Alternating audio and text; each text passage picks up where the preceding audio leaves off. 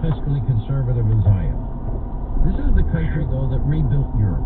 This is the country that beat back fascism, Nazism, Imperial Japan, communism, and radical Islamism. We pay the price constantly, and the world benefits. I always say there's never been a country in the history of the world but the U.S. that has accumulated more power, as Barry Farber says, abused it less. I say that has also used it to advance the human condition more than this one. So we have the first bill, and they're arguing about abortion in the House. That was the Democrats. Then that bill is talking about $435 million for global health programs, not to help Americans. $300 million international disaster assistance, $264 million diplomatic programs, $100 million worldwide security protection, $250 million economic support fund. Can we please focus on corona-related workers and industries and small business people and big industries that are impacted by this? Why does Congress do this every time? Well, you know, we were able to do with that bill and change in that bill before it came to the floor. We put a sunset. We took the abortion language out of that. We put the Hyde, which is the Hyde Amendment that's been there for so long, protecting taxpayer money, not going for that. We gave options for small businesses less than 50. We made sure that we gave the ability for the Labor Secretary, Treasury Secretary to write regulations so they don't have to come back, giving flexibility greater to small businesses. We gave small businesses an advancement on the money so they could actually pay their employees.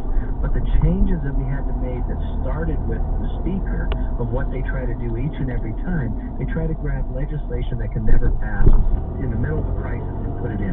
We made them focus just on the coronavirus, that was the only thing. We made sure there were free testing. And the other thing that your listeners really have to understand, you know this crisis we have when it comes to masks?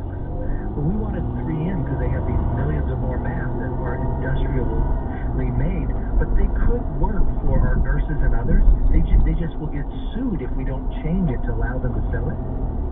That's the red tape. I thought today was very, very hopeful today. I thought today was a big step. Talking about chloroquine and remdesivir and convalescent plasma.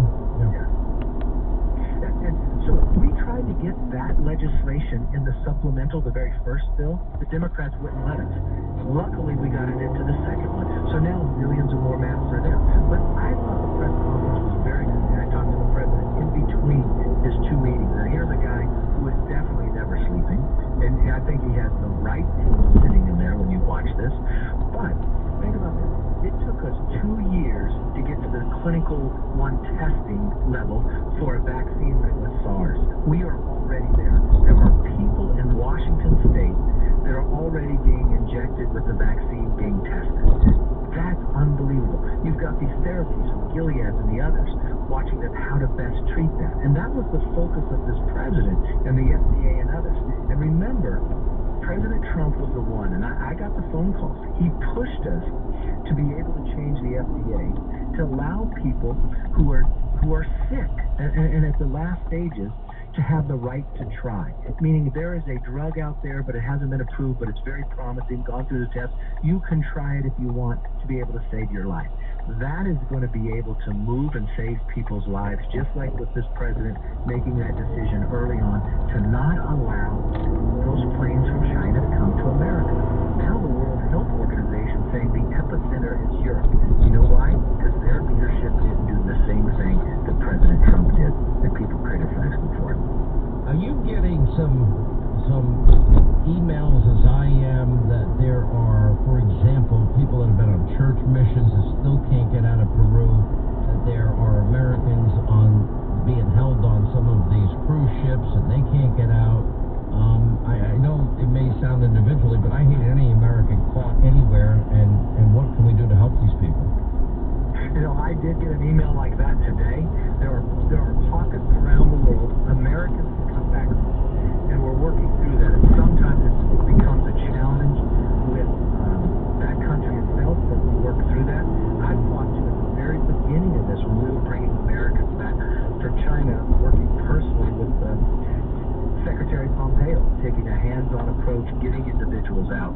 And sometimes it's the country allowing them out because you'll have a situation that maybe there's an American citizen and the spouse is here on a visa and that country's holding them up. but this is something that they've been working through. And you were right, Sean, when you talked about what the compassion of America. If China had allowed our scientists, our researchers, and our doctors in at the very beginning, we could have contained this in China. Because there's a prime example. Remember Ebola, which is even more deadly, was happening in Africa. Here we are, even in Congress, we appropriated money. Why? Because it was smart to keep it contained in Africa. And you know what the Americans and the NIH and the CDC was able to do? Contain it, and now we have a vaccine for it, and we're safe from it. At China, and this is where America's going to save the world. I'm telling you what's going to happen. We are going to save the world again. Do you have a couple of minutes to hang with us? Or you got to run? Yes, I do. All right.